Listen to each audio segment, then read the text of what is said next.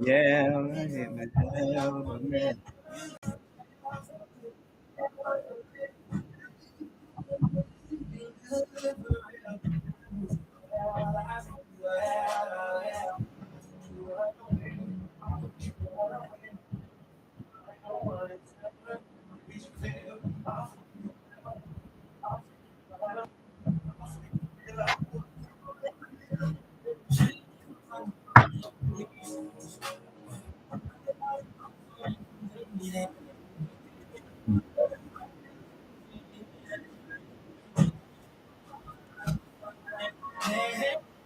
Yo, what's up? What's up, everybody?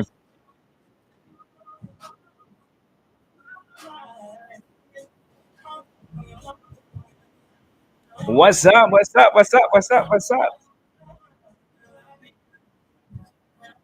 What's up, everybody? What's up, Sam W? I'm feeling good. I'm feeling good. What's up, Lisa from Atlanta? What's up, Jason Sanchez from Denver? I love everyone knows just what to do now and just come on in and start shouting out your cities and where you're from. Yeah, you see it, boss. The chain. Yeah, it's a chain.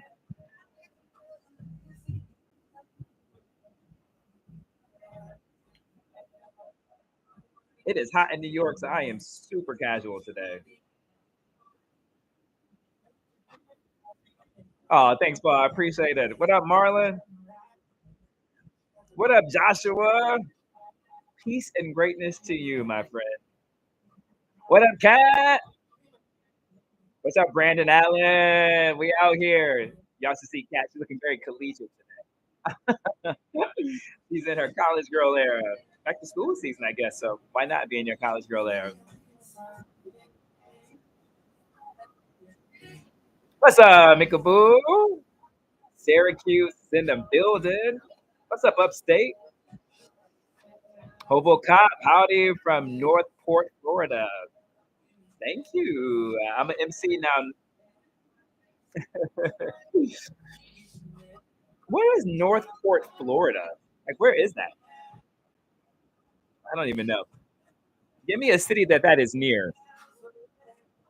As I oh, I'll say as I look for my phone, but my phone is like literally right here in front of me. What's up, Anthony James? I'm all right. Oh, it's in Sarasota. Why didn't you just say Sarasota? No, shout out to Northport. Hey, yo, sidebar, y'all. You know how the last time I was with you. So first of all, clearly we can see the Wi-Fi is working. So praise be to God on that one. So shout out to the Wi-Fi. We're working. There's gonna be no disruptions today. None, none, none. Full bars, full bars, full bars. I always like to have the song that's playing in the background, like the song that has me in the show code. And the current song that has me in the show code is the Chris Brown song, "The Pins" with Bryson Tiller. Um, that just has me like right here. And I remember seeing it on Instagram. They posted the "It Depends" challenge, and I think I saw the challenge before I actually heard the song. And if y'all know what I'm talking about, like shout me out like y'all know what I'm talking about. But first of all, let me just let you hear if you can hear it. Hold on, let's see. Let me try to give you some volume on this one.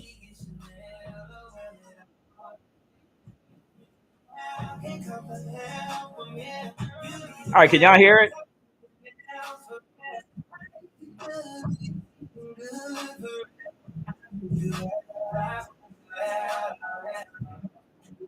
Anyone heard this song?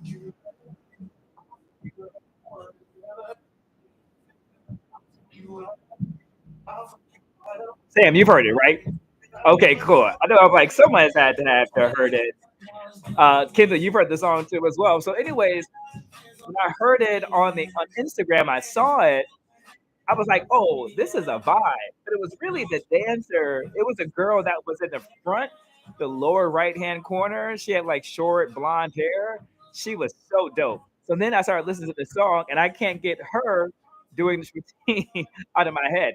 I don't know if it's like the song that's in my head. I don't know if it's the dance song that's in my head or what. But don't worry, you guys would not see me doing any dance challenges on here. I can dance. I want to be very clear. That's not saying I can't dance, but you just won't be seeing me doing any dance challenges on here. Jody, what's up from Texas? Leland from Phoenix City, Alabama. What up, Leland? Oh, we got somebody from Albuquerque. Anthony from Albuquerque. That's what's up, my guy. Christopher, Elma Memorial High School. What is that about? What do you say, Anthony, Christopher? All right, so I'm gonna give some few more minutes, just let some people come in and fill up the room here. As you all know, keep the comments coming. We're always gonna answer any question you may have. So let me know, like, what's on your mind. What can we address? What can we talk about? What questions can we answer? As you guys know, put the comments in the chat. As soon as you put the comments in the chat, we'll record the comments. They'll get the questions and we'll queue it up for me so I can answer all the questions you have. You guys always ask some really great questions and kind of keep me on my feet, which I really, really love. So before I tell you what I want to talk to you about, although I think some of you already know what I'm going to talk about if you saw my Instagram reel yesterday, I think you have an idea of some of the things I'm going to say. I definitely just want to know, like, what's on your mind today? How can I help? Right? Like, how can I help you? Help me help you all. Um, Ed G, what's up? Your Canadian debate brother tuning in. What's up? Ed had some great guys from Canada a few years back. He had me call in and essentially Zoom in. I think they use Zoom. So I can talk to his debate group. That was a time. We got to run that back at some point. We definitely got to run that back at some point, man. But look, I'm excited to talk with you guys all and to be in conversation with you. I missed y'all last week, man. Sorry again for all the things that happened with the technology on that front. But we're going to get that together. Not even an issue to worry about today. Obviously, AI is going to be top of mind. We're going to talk about some AI stuff, obviously. We're going to talk about the CTE conversation that's happening around the mass shooting incident that took place here in New York. Had some cool science that come to that. We're definitely going to pull up some pop culture situations. Queen Bee just wrapped up her tour and she made some records, broke some records. Kim, if you don't mind showing me some of those information, I didn't get a chance to look at the data on that one. That would be awesome. And let's rock. All right, Drake's in the background. I'm gonna turn him off right now just so we can kind of just get to it. I've kept you guys waiting for way too long from last week, and like I said before, I am excited just to go in and begin our deep dive and conversations with you. So much has happened since the last time that we have chatted, and I think that can say we could have talked yesterday, and so much could have happened. But I want to lean into what I'm seeing right now with the developments with artificial intelligence. We saw Mark Zuckerberg today release what he is calling super intelligence. And what he believes super intelligence is, it's going to be what he says a little bit different than the way the meta is looking at it. He says oftentimes tech companies are looking at it from a productivity tool and how to take jobs for an automated perspective. But what he is doing, he's thinking about how can super intelligence enhance the things that we are doing with our lives, right? Like how can it be an improvement and almost an engagement with our lives? And so he wants to look at it from the point of view of products. As you guys know, Meta has the Ray-Ban glasses. They were probably one of the first ones in when it came to like wearable AI and wearable tech. At first, the glasses they first had were way too clunky. I don't think any of us was rocking with those. But this new iteration that he has right now with the Ray-Bans, I thought was really cool. I actually have them. And now they just released a partnership with Oakley, which I think is really cool. So what he is saying is that through the glasses, the super intelligence will be more as an aid or a companion. So to kind of interact with what you're seeing with culture, to interact with what you're seeing like in the streets, and to interact with your activities to help enhance it. So I think that's going to be really interesting. So we'll need to figure out what the deep dive is when it comes to that. But also too within the artificial intelligence fronts that we saw. I'm not going to dive into it. We already talked about it a few weeks ago. It's the crypto. The government has passed a coin that is going to be allowing a one-to-one. So for every stable coin, there is a $1 reserve that is going to be an establishment that financial institutions must have and non-financial institutions must have. I think that is a really great first step into creating regulations around digital currency, which I think is important. But stifle the innovation for tech companies and for individuals who want to engage with this, while also to protecting the average retail investor who may have an interest in this, but may not want to dive all the way deep, but still would like to use digital currency as a way to make payments and to exchange currencies. So I think that is really fascinating thing. The point I'm making with that is that what I my takeaway from the crypto legislation is that government does have the ability to respond in real time to the demands of technology and to ensure that the proper regulations is put in place in order to ensure that guardrails are there. Even though digital currency has been around for a while, when you think about it, the way that which they have done the first piece of legislation, for the government perspective, it is swift. And so my thought process is that government now has the ability to create regulations, create guardrails around tech policy in real time if they would just stop focusing on TikTok. I'm always going to default to that statement. If they just stop focusing on TikTok and really address the real issues at hand. I mean, you have Mark Zuckerberg here talking about super intelligence, right? We're seeing huge growth in AI to where the idea that we're talking about now is as AI and generative AI tools have consciousness, right? And streams of consciousness. That is going to be where we are. And if we do not look at policy, we could see that this narrative of displacement of workforce become a real thing. And that's where I want to sit with you guys. That was just a setup to get to where we are with the displacement of workforce. Your elected officials, they're out for summer recess. And so they are going to be the last month of August attending your last state fair, your county fairs. They're going to be popping up at your churches. They're going to be popping up at your civic organization meetings. They're going to be popping up at your fraternity, your sorority meetings. They're going to be popping up in community and also to hosting town halls. I really need for you guys to get out there and to ask them questions about the displacement of and displacement of work. I don't. I want to be very clear. I'm not so Pollyannish on the fact that AI will not displace workers, but it doesn't have to have the negative impact that it will if we do nothing. The more we sit and the more that we don't prepare in terms of workplace displacement, we're going to have a very challenging unemployment situation at hand. The idea is how do we get local and state officials to really retrain the workforce? How do we get local and state officials to work with local businesses on the local level and the state level to ensure that the workforce is trained, the workforce has redevelopment in order to prepare the skills that they need to have for these new jobs? How can AI be a tool that can enhance the current work that they're doing right now, right? And if we see jobs that could be in danger, how do we get those industries to redevelop their skills? Think about long distance truck drivers, right? More likely that's going to be automated so that trucks can go the long distance from east to west without having to stop for like possibly gas, not having to stop to sleep, right? And so that's going to increase the productivity and efficiency of the long haul truckers. So then what do we do then to those long haul truckers to really recreate jobs for them to focus on short haul drive, right? Like what can these workers do possibly maybe to work at ports of entry? What can we do to retrain these truckers to help fix the trucks that will become automated? You see what I'm saying? You see where I'm going with this? We see that it's coming, and so we can't turn a blind eye to it and wait till it's already happening before we do it. The next thing that we need to do, I need for you to talk to your elected officials about this, is to figure out what is happening in the K through 12 public school system to create more digital literacy. How can we make sure that we have computer science programs and curriculums as a graduation requirement in the same way that we have English as a graduation requirement, in the same way that we have biology and chemistry and physics as a graduation requirement, in the same way that we have to complete 2 years of a foreign language to have a graduation requirement, heck, the same way that we have to complete a physical ed class in order to graduate from a high school diplomacy, for our high school diploma.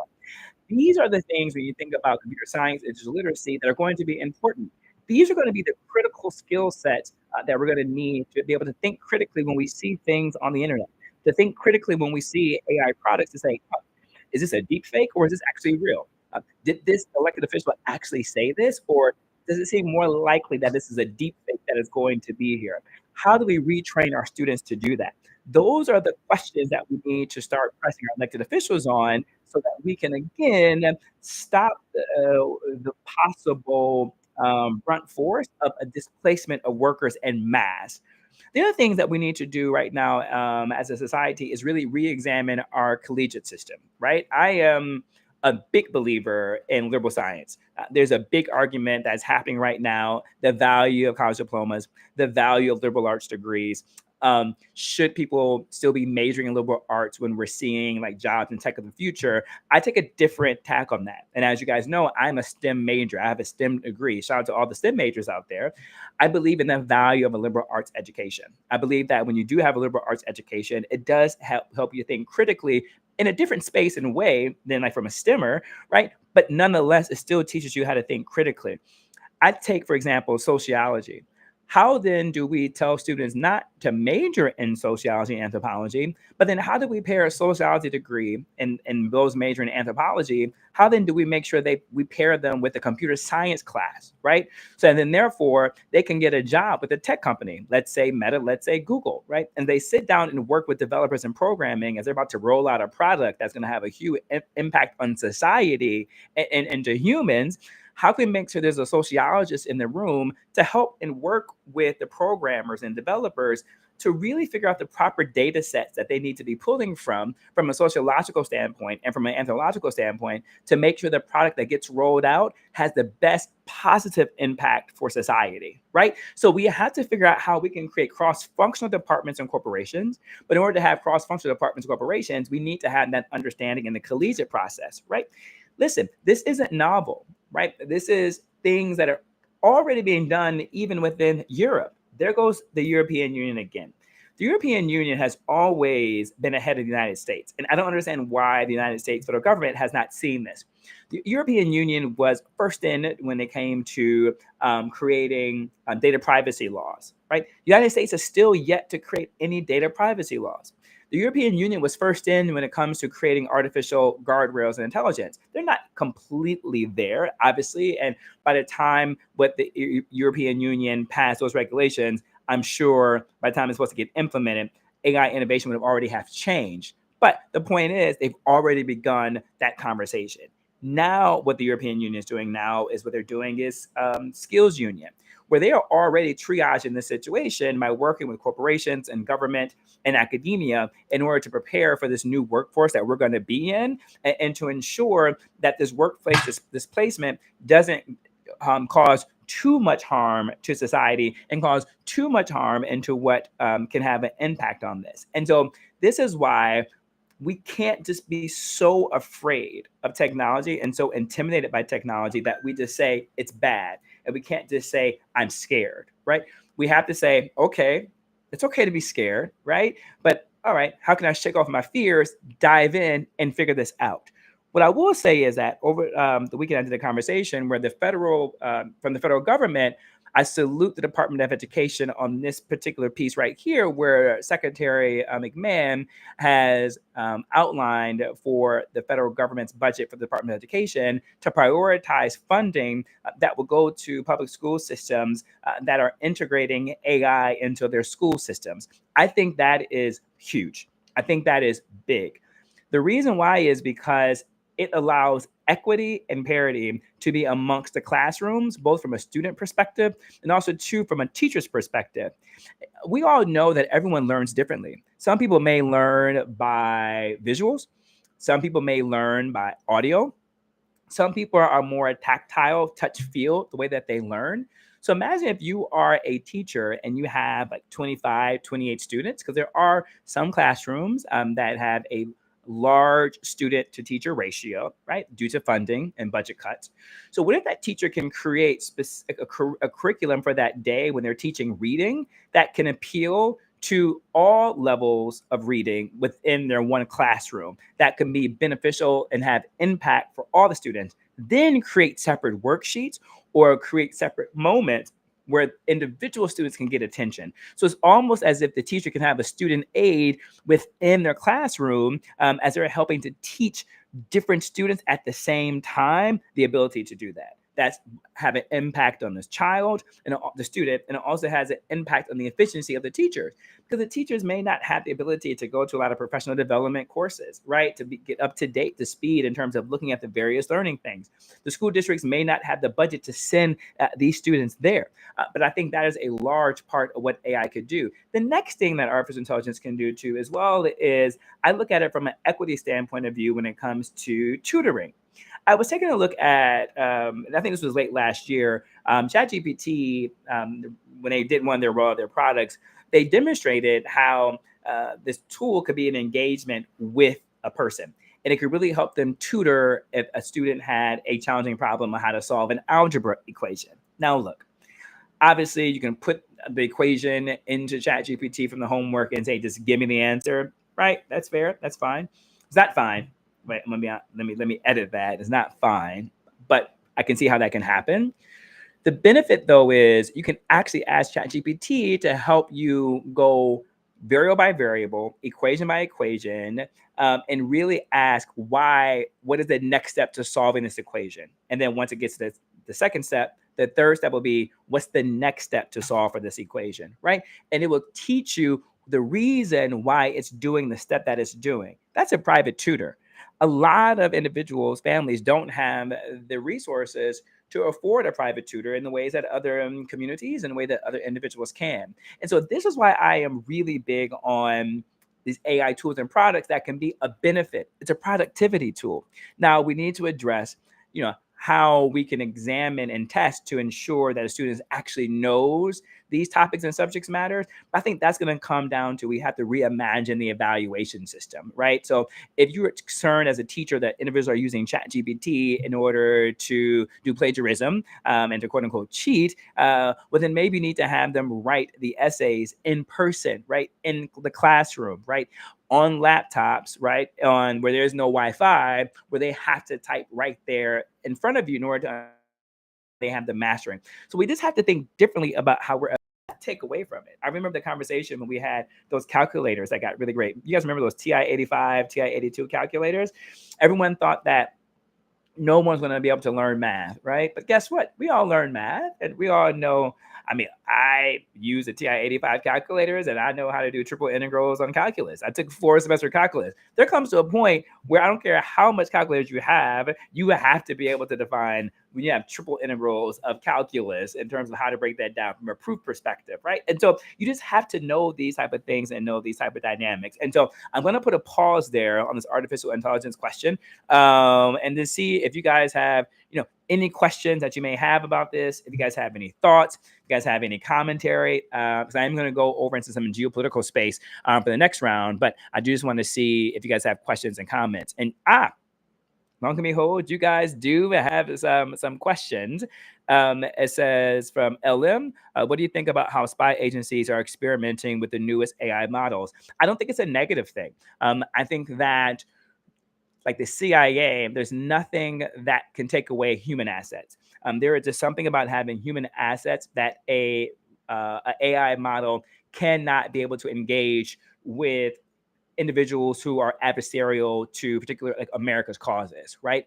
A machine cannot become friends with a target that you're trying to work. You actually have to have human assets on the ground. Now, I think that the AI tools could be a benefit to the spy agencies like the CIA or even the FBI to help them develop data, help them develop a profile type, figure out this person's movements, how might be able to engage them. But at the end of the day, you can't actually replace human intelligence and human assets the way that an AI model can. What I do have an issue, though, with is using facial recognitions and policing. I think that is very dangerous. And I think that is when you get to so much racial discrimination and biases with that. Skin tone, complexion, false identifiers. You look like the suspect that we're trying to get. And so I think facial recognition on police force is very dangerous when it comes to that. So I'm not a proponent of that space, but I do believe that it could be a benefit to these spy agencies that are out there. That's a really great question, though. Anthony has a question about infrastructure. Anthony James, you say, you talk about the front user end of AI. How do you feel about the money put into supporting the push for AI? Example, the massive power grid requirements for the data centers. That's such an important question that you ask, right? I'm going to talk about it from three different perspectives. The first perspective is that we need data centers, right? And we need large data centers in order to hold the computer systems that are needed to power and propel the energy of the machines that we're using for artificial intelligence. So the challenge, though, is how do these tech companies engage with elected officials on the state and local level? And then how does the federal government involve and get engaged with this as well to create a mutual beneficial relationship so that communities will be able to benefit from this, from like job creation, right? In the sense of having to build the data centers. One, that gives you job creation, that gives your workforce that is there, right? And it gives you power centers. Two, how do these tech companies work with the governments for funding, and like, how does that look like? What does a public-private partnership look like for these municipalities that have these data centers in there? I would even say hold these tech companies that they're going to try and come into your cities for these data centers, hold them accountable. Make sure they're allocating STEM classes and courses in the public school system as a way of a public-private partnership. The third thing that we're going to have to look at, Anthony, besides just the data centers, is that we're going to have to look at our power grid. We just don't have the type of the electrical infrastructure that is going to be needed to fuel the amount of energy that is going to take to power these new AI products. So we're going to start looking at nuclear. Now, that is the big one. If you think the data centers are going to be a challenge, really it's going to be nuclear. Nuclear is going to be one of the energy sources that these tech companies will start to use in order to power what it is. That's a whole conversation for another day. And that is my jam as my nuclear science background. Nuclear isn't what we think about when it comes to like Hiroshima, right? There's so much clean nuclear out there that you can do nuclear safely. But the challenge is that's a whole PR campaign. That's a whole public engagement to get people comfortable with that. Even me, as pro-nuclear as I am, has a complete understanding that is going to take time to get people's mindsets to wrap their head around that. So those are the three things. The economic impact that's going to have on jobs. Two, looking at the grid system that we have is not sufficient enough. Three, when we start advancing into nuclear, we have to be ready and prepared for that one to come. There is a comment from Q Love. What's up, Q Love? Similar to what you stated, I integrate AI language models and instructions. However, my assessment or testing taps into very specific or in-class discussion and application on testing. For example, I utilize comments from guest speakers or their lives to tie concepts and have students make the connection to material. Q Love, I think that's brilliant. I think that is what I mean by how do teachers now begin to evaluate the learning curve of their students, knowing that their students are going to use our AI. I mean, AI shouldn't be a bad word, right? It shouldn't be this word that we're using so that's going to equate like plagiarism, right? It should be, I think it's going to be incumbent on teachers and professors to think differently about how are they going to use it, right? And then therefore, like, how then do they begin to evaluate it?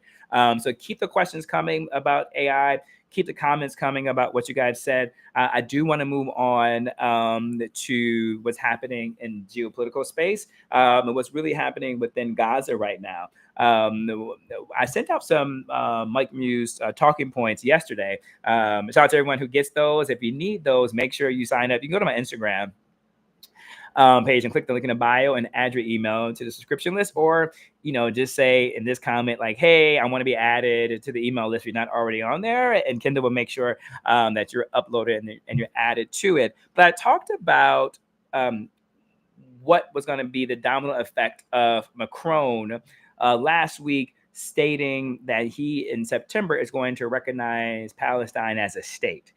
That was big. He was one of the first of the G7 nations to step out and to say he was going to acknowledge Palestine as a state. It was his way of protesting what he is seeing with the starvation and famine based upon all the reports that are coming out, and in terms of how we're seeing children passing away due to hunger, and to the point that we're actually at famine.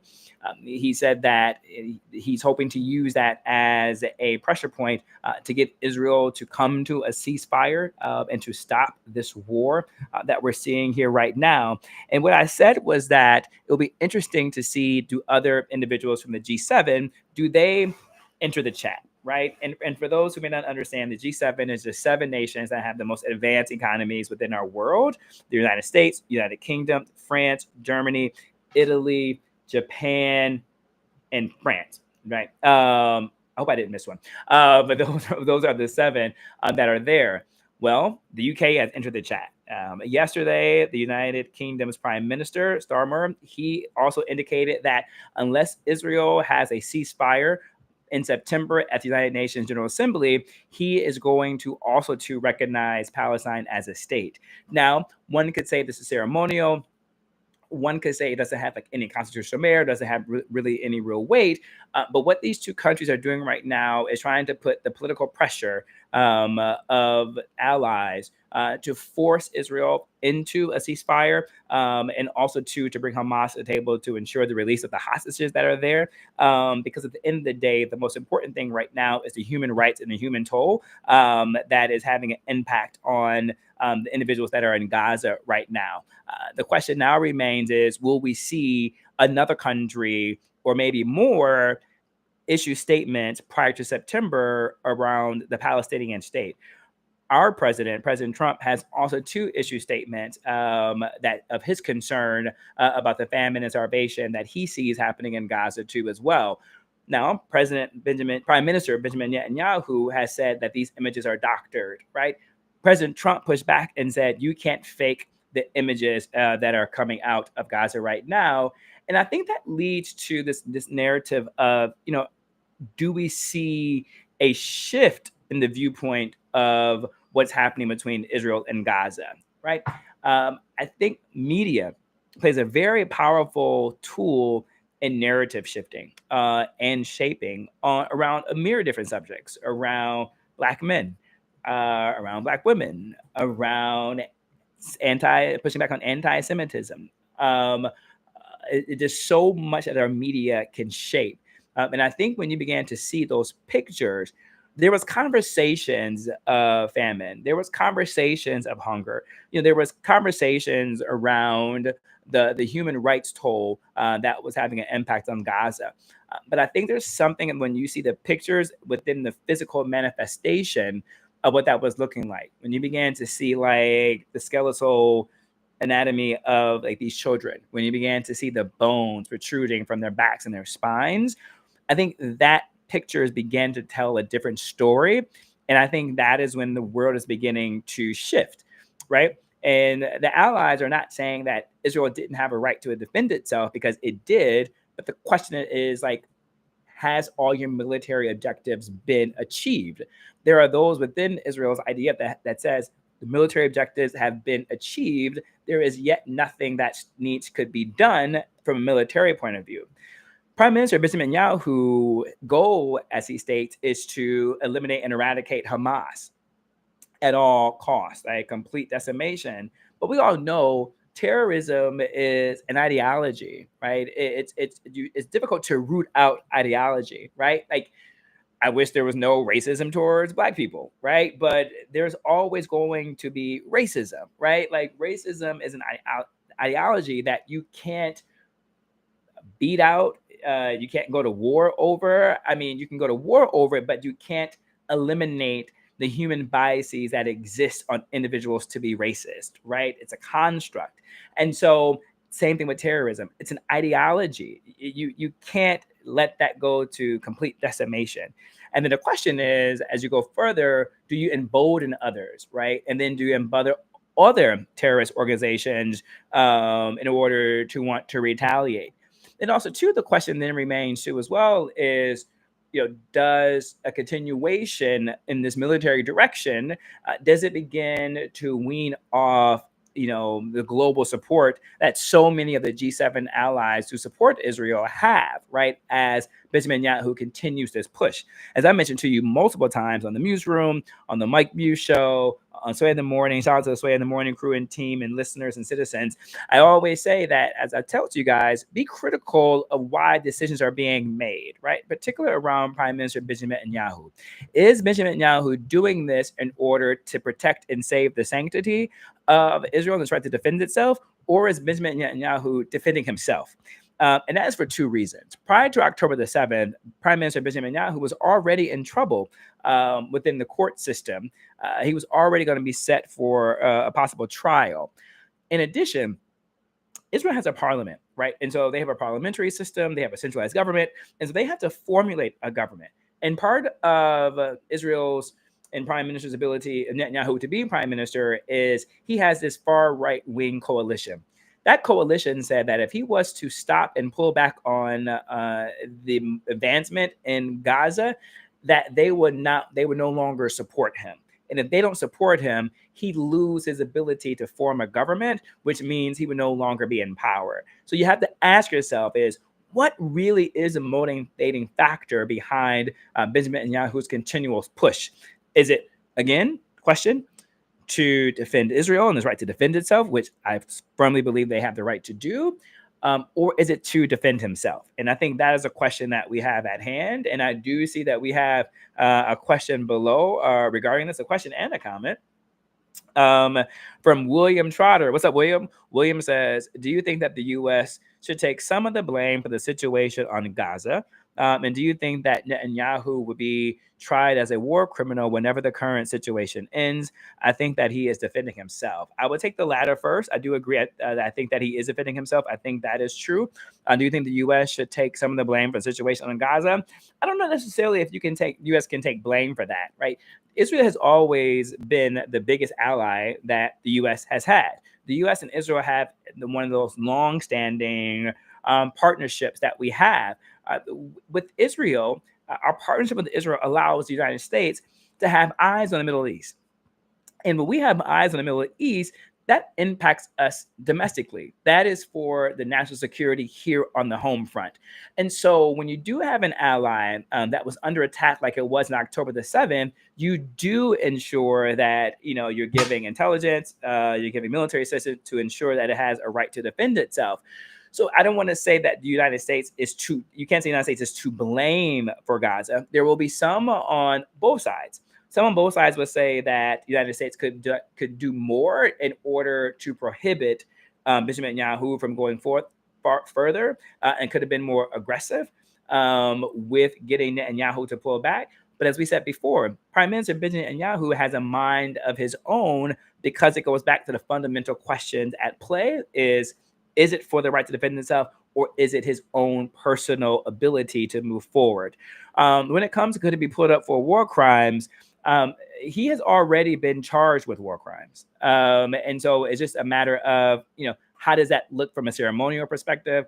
How does it look from a binding, perspective, right? Like, how is he going to be detained, right? So when we start to begin to look at war crimes, the question I have often is that, how much is that ceremonial with the matter of how much does it actually have weight and how much are people willing to actually put people on trial when it comes to that. But there is a case to be made from that.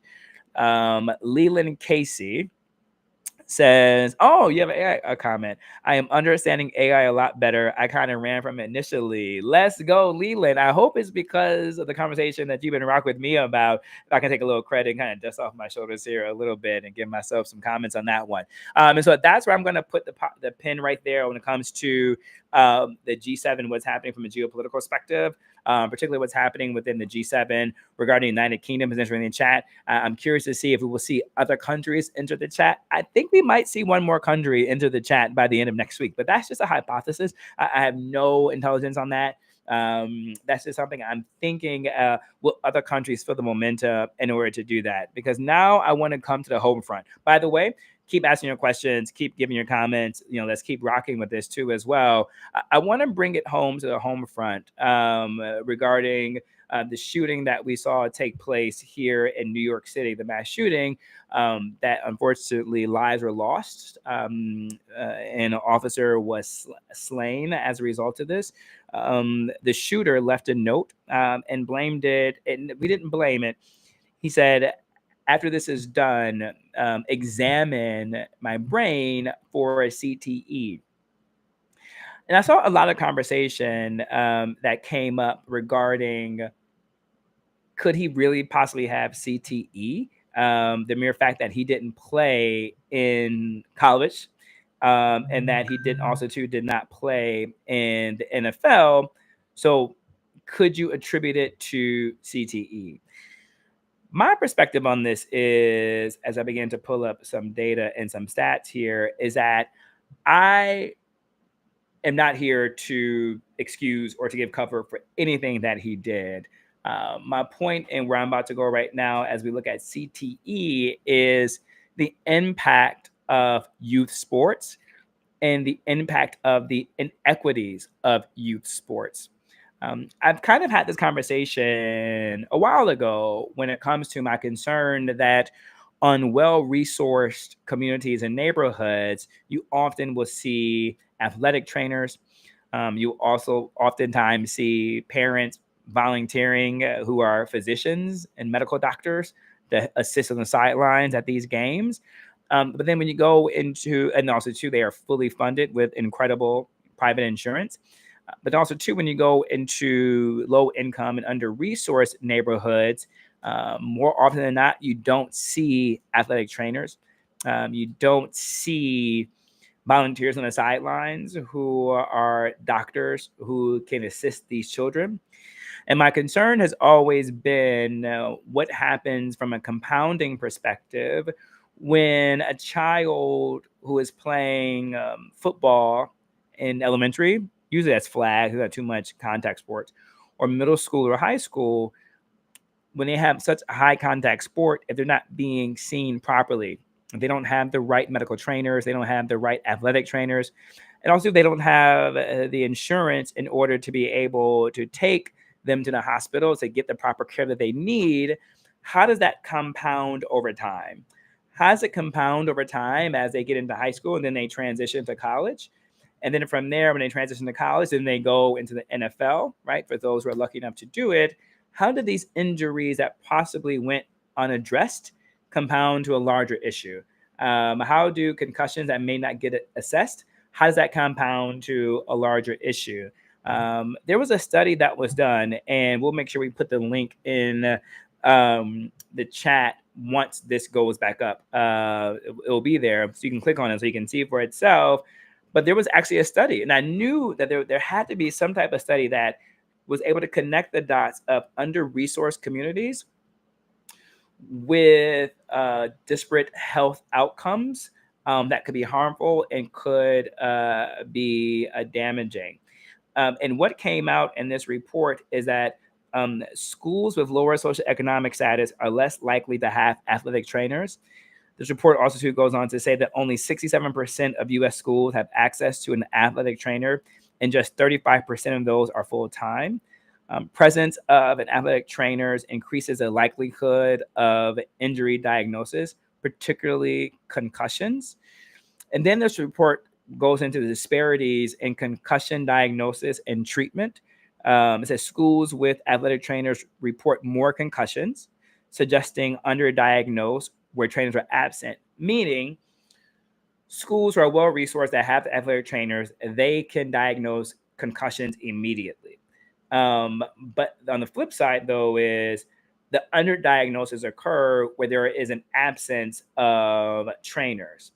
And that talks about those who lack. So if you lack a trainer, then you are more likely to be able to assess concussions.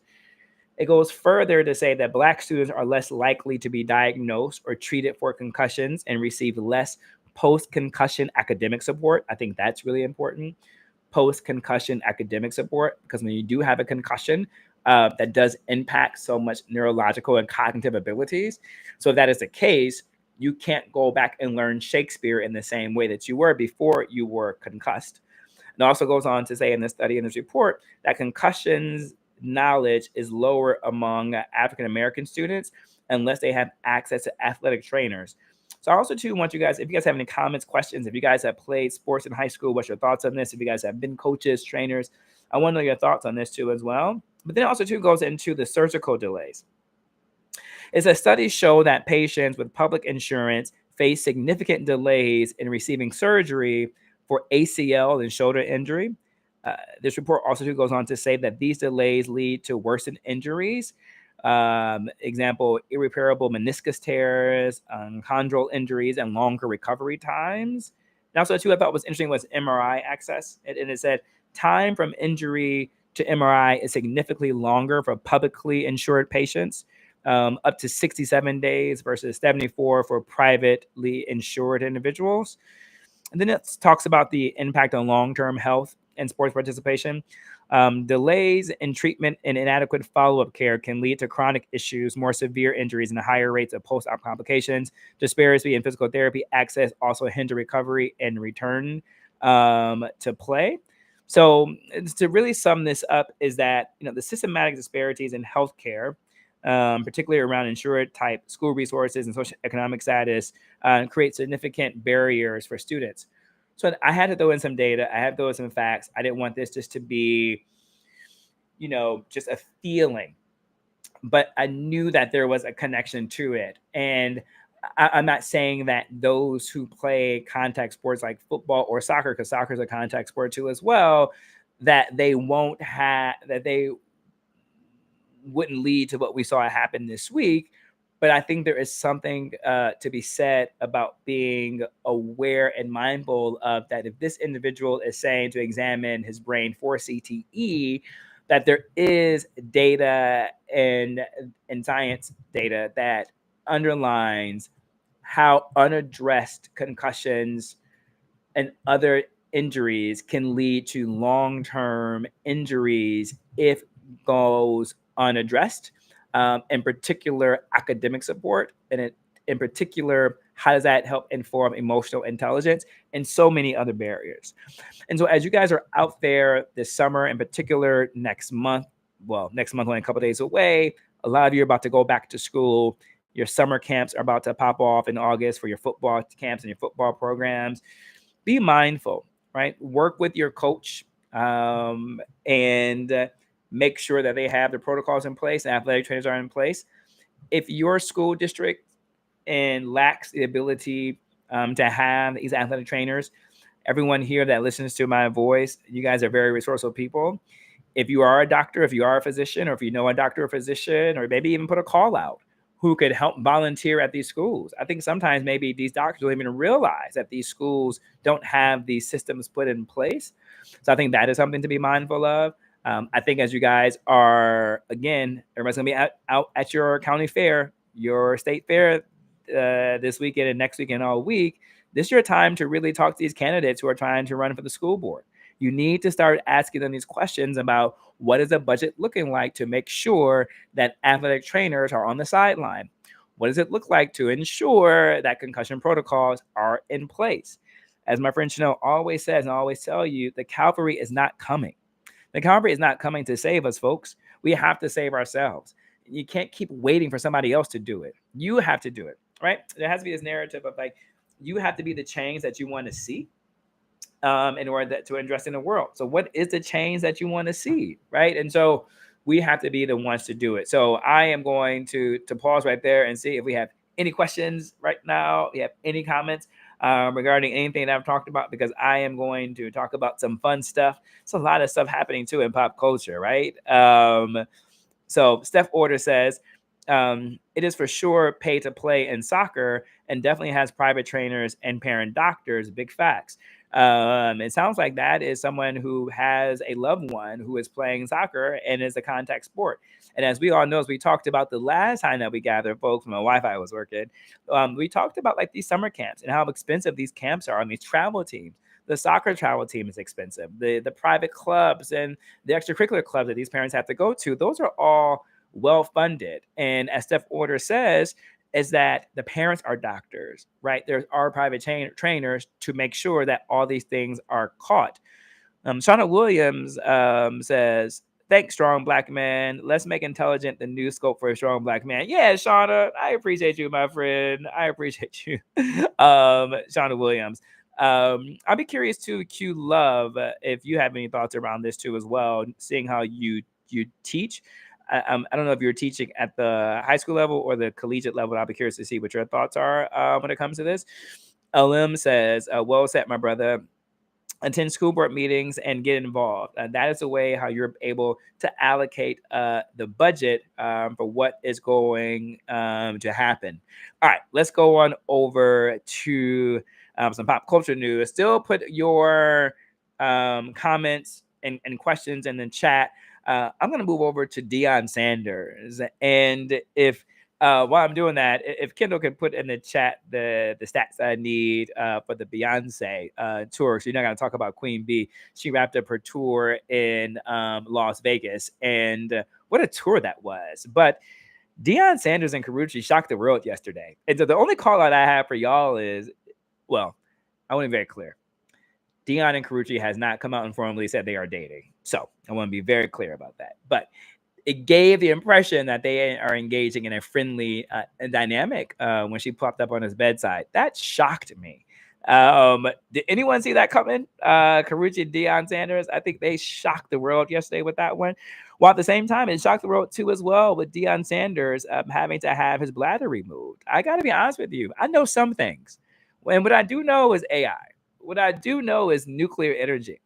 What I did not know was that you could have bladder cancer and that you can have your bladder removed. And so many thoughts went into my mind about like what happens to an individual once their bladder is removed. But at the end of the day, what it gave me pause is to think is that we have to be thankful for our daily lives. We have to be thankful for the health that we have. I think we take having a bladder for granted. I think we take the ability of being able to use the bathroom for granted. So what, first of all, I want to, just send my love and prayers and thoughts to Deion Sanders as he's recovering, and glad that he has loved ones around him and by his side in a very earnest way. But I remember I had a back issue recently, and I randomly had these sharpshooting pains that went up my back, and I was messing for a long time. And you don't realize how much you use your back muscle, right, when you're doing things. I remember another time I hurt, like literally, I think I hurt like my pinky. And I didn't realize like how much your pinky is a utilitarian need for hands grabbing, right? And so I'm constantly in a state of gratitude that my body works. Sometimes it's not always perfect. Sometimes my hip flexors are a little bit tight. I got to do better with stretching. But I think about I got to get to the gym really quickly. I only have an hour because time, and I don't adequately stretch the way that I need to. So oftentimes my hip flexors are really tight. But I'm very thankful that everything works. And that was just a reminder yesterday, folks, that we have to give gratitude for our bodies and be thankful that, everything is working and that we feel good about what is happening. So shout out to him for that one. A hot take that me and my team, we talked about yesterday too as well, was the spoiler alerts for these movies. In particular, Devil Wears Prada 2. If you haven't seen Devil Wears Prada, it's coming out. And I actually have a question for you. I actually want to get your thoughts on this. Is that they're actually filming in the SiriusXM building, right where SiriusXM is located at. But on Instagram and social media, they're filming and shooting so many scenes now from like individual bystanders who are videoing and posting. The question is, are these spoiler alerts taking away from the magic of filmmaking?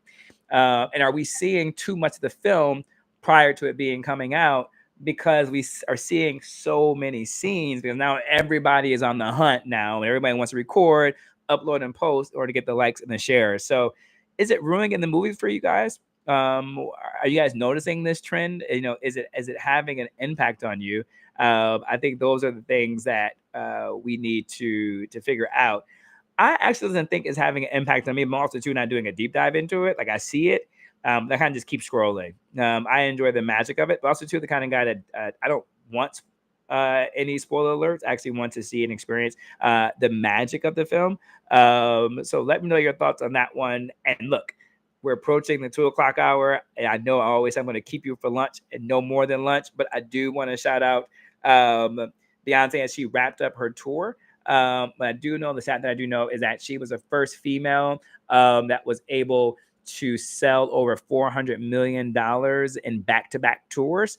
She is now up there with the greats, including the Rolling Stones. So she has broken the barrier, the female barrier of rocking out with the rockers with revenue that she's been able to establish from that aspect of her tour and what she's been able to receive. So shout out to Queen Bee. Congratulations on an amazing tour. I had the chance to stop by there and check it out. I'm sure you guys did too as well. And it was a time. So folks, man, I love y'all. But before we go, we always got to do a mic movements dynamic when it comes to it. And the whole point of the mic movements is that, as I said before, the cavalry is not coming to save you, is that we must help and save ourselves. The link to a lot of this stuff is your local library, in particular around AI. And as I talk about like digital literacy and computer science, I'm also recognizing that not a lot of school systems have those teachers and instructors in place. What you can do is you can go to your local library. You can go talk to the librarian and say, I want computer science and digital literacy workshops to be in this library. And if it's not there, how can I work with you to ensure that we're able to get this project done, right? It doesn't have to be immediately the next week when you go talk to the librarian, but you can definitely work with your librarian to ensure that you're able to get this done. Whether it's you work in conversation and partnership with, you go to a local college and have maybe a student teach some computer science classes or teach a digital literacy workshop. But work and partner with your local library. That is a great tool. And I got this straight from the lady who is the North Carolina Librarian of the Year for the entire state. She was able to give our team some wise counsel on how to work effectively with your library. So I would love to see some digital literacy classes take place in your cities. Hit me up when you do it. Tell them the MuseRoom sent you, and Mike View says, "What's up?" Man, what a great time that we've had. Don't forget to like, subscribe, and share this playback with your loved ones, with your friends. We had a really great conversation, too, that just got uploaded from the Mike Muse show on quality of jobs. The conversation from that has been amazing, how you guys are thinking about quality of jobs. And you guys really enjoyed the idea of compassionate capitalism. Who knew capitalists can be compassionate? I did it. I learned so much. Listen, folks, I love y'all. Can't wait to be in conversation with you guys next week. You guys have been awesome. I love the engagement. I love the conversations. You guys are literally the best audience. I can't wait to rock and continue to grow with y'all. Love y'all. So until next time, as they say, peace. I'm in the stream.